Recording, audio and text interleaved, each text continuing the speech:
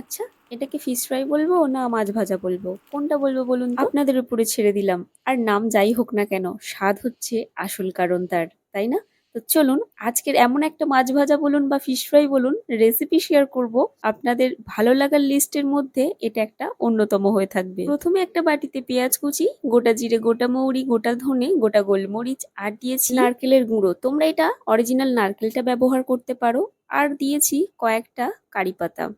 এখানে গোবিন্দভোগ চালটা আমি ভিজিয়ে রেখেছিলাম, তো সেই চালটা আমি দিয়ে দিচ্ছি। তোমরা এখানে আতপ চালও ব্যবহার করতে পারো। এটাকে খুব ভালো একটা পেস্ট বানিয়ে নিলাম। রেসিপিটার জন্য 4 পিস কাতলার পেটি নিয়েছি। এটা কাতলা মাছের পেটি দিয়ে করলে খুব ভালো হয় টেস্ট। আপনারা চাইলেই আপনাদের পছন্দ মতো মাছ নিতে পারেন। এখন আমি মাছটা ম্যারিনেট করব, তার জন্য দিয়ে দিয়েছি গন্ধরাজ লেবুর রস আর গন্ধরাজ লেবুর খোসাটা একটু গ্রেট করে দিয়েছি। দিয়ে দিলাম স্বাদ মতো নুন, হলুদ গুঁড়ো, লঙ্কার গুঁড়ো আর দিয়ে দেবো আদা রসুন বাটা। আর যে পেস্টটা বানিয়ে রেখেছিলাম ওই পেস্টটা দিয়ে দেবো। খুব ভালোভাবে ম্যারিনেট করে নেব।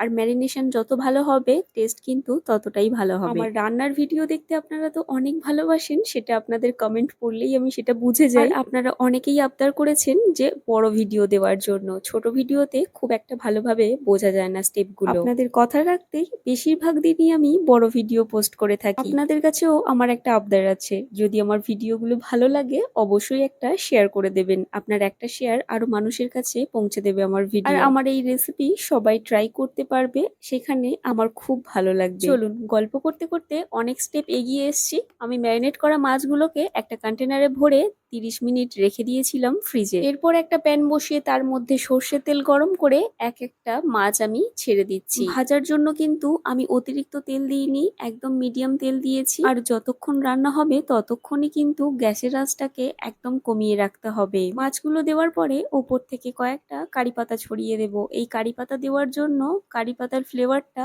মুখের মধ্যে হিট করবে, ভালো লাগবে তাতে। ওই 2-3 মিনিট মতো ঢাকা রেখেছিলাম। তারপরে মাছগুলোকে উল্টে পাল্টে ভেজে নিলাম ভালো করে। এরপরে উপর থেকে সাদা তিল ছড়িয়ে দিচ্ছি। সাদা তিলটা অপশনাল, দিতেও পারেন না দিতেও পারেন। এই রেসিপিটা আপনারা ডাল ভাতের সাথে ট্রাই করুন, কেমন লাগলো অবশ্যই জানাবেন।